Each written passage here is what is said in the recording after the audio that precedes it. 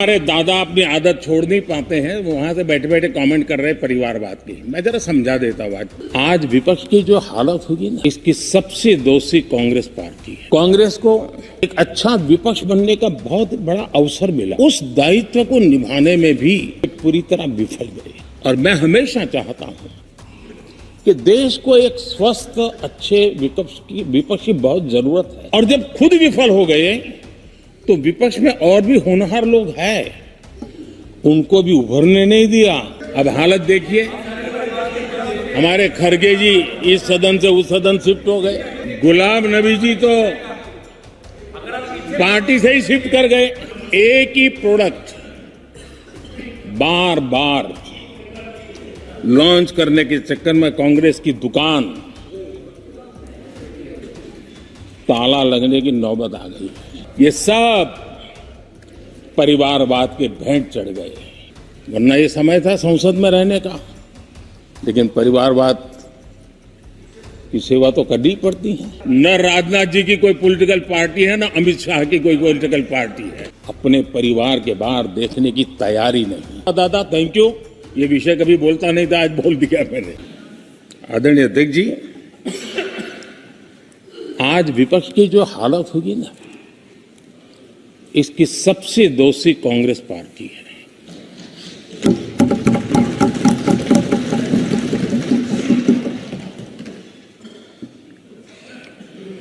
कांग्रेस को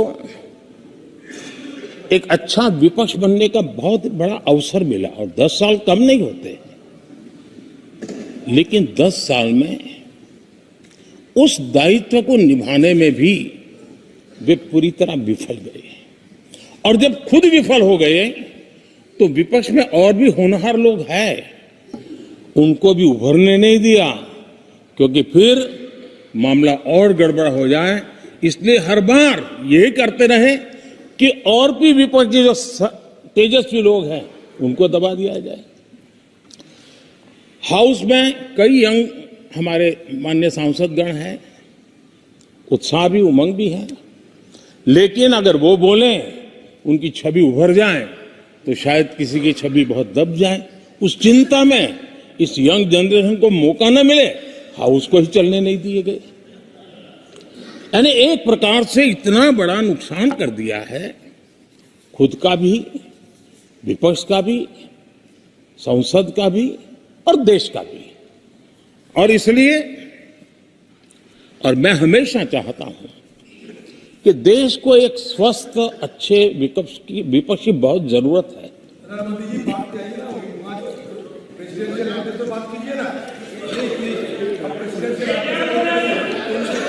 देश ने जितना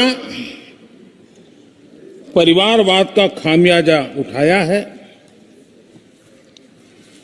और उसका खामियाजा खुद कांग्रेस ने भी उठाया है। अब अधीर बाबू की हालत हम देख रहे हैं।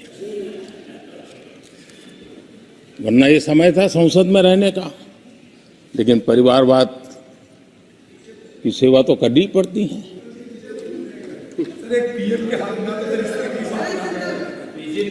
आदरणीय अध्यक्ष जी, अब हालत देखिए, हमारे खरगे जी इस सदन से उस सदन शिफ्ट हो गए।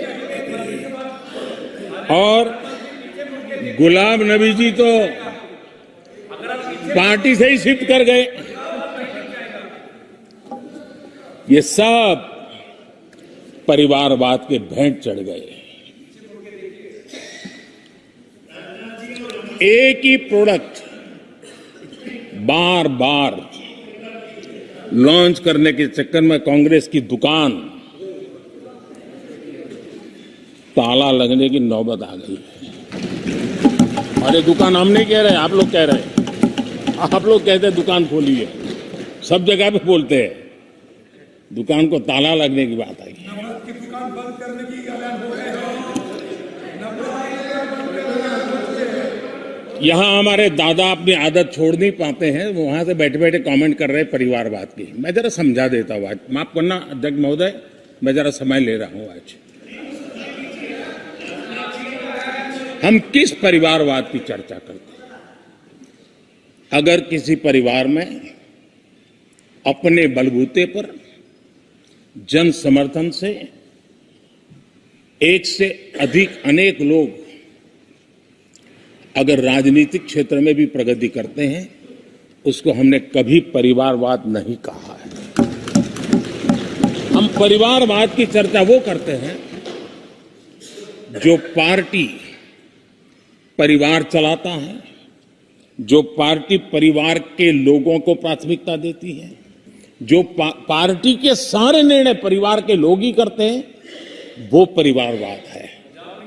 न राजनाथ जी की कोई पॉलिटिकल पार्टी है, न अमित शाह की कोई पॉलिटिकल पार्टी है। और इसलिए जहां एक परिवार को पार्टियां लिखी जाती हैं, वो लोकतंत्र में उचित नहीं है।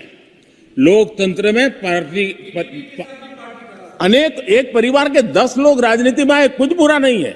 हम तो चाहते हैं नौजवान लोग आए।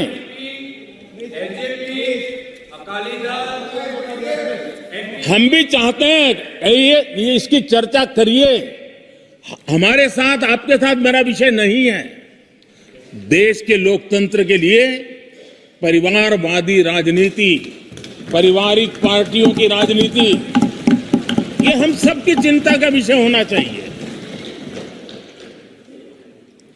और इसलिए मैं किसी परिवार के 2 लोग अगर प्रगति करते हैं, उसको तो मैं स्वागत करूंगा। 10 लोग प्रगति करें, मैं स्वागत करूंगा। देश में जितनी नई पीढ़ी अच्छे लोग आए, स्वागत योग्य है। सवाल यह है कि परिवार ही पार्टियां चलाती है। पक्का है कि ये अध्यक्ष नहीं होगा तो उसका बेटा होगा, ये नहीं होगा तो उसका बेटा होगा। ये लोकतंत्र का खतरा है। और इसलिए अच्छा हुआ दादा, थैंक यू। ये विषय कभी बोलता नहीं था, आज बोल दिया मैंने। आदरणीय अध्यक्ष जी, एक ही प्रोडक्ट को बार बार लॉन्च करने का भरपूर प्रयास हो रहा है।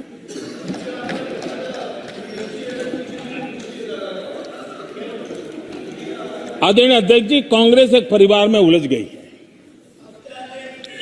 देश के करोड़ों परिवार की आकांक्षाएं और उपलब्धियां वो देख पा ही नहीं रहे, देख सकते नहीं। अपने परिवार के बाहर देखने की तैयारी नहीं है।